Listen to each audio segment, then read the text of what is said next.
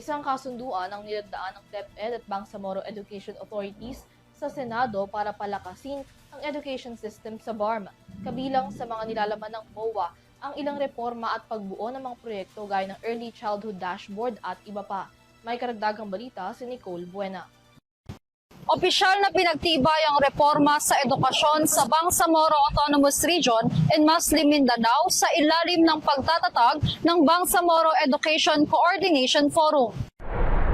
Layon nitong patatagin ang koordinasyon sa pagitan ng Bangsamoro Government at National Government Agencies sa pagtugon sa mga prioridad sa edukasyon ng rehiyon.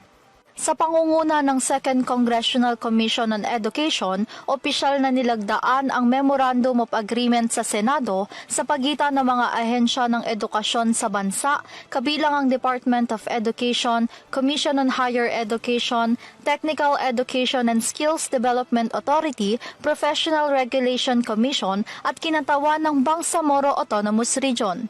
Inilunsad rin ang Early Childhood Dashboard and Legislative Tracker na idinisenyo upang matulungan ang mga education stakeholders at mambabatas na mas epektibong masubaybayan ang kondisyon ng edukasyon sa bansa, makatulong sa pagtataguyod ng polisiya sa nasabing sektor at pagpapatupad ng reforma. Kabilang rin ang pagbubukas ng isang photo exhibit sa Senado o ang Turning Point Photographs of Hope na nagtatampok ng mga kuhang larawan nila Gilson Chu at George Calvelo. Ipinapakita nito ang mga realidad at hamon sa sistema ng edukasyon sa Pilipinas.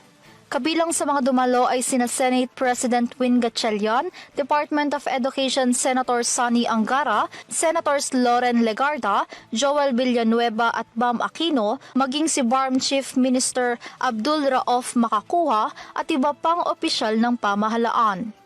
Para sa EuroTV News, ako si Nicole Buena, isang dekadang sumasaludo sa bawat Pilipino.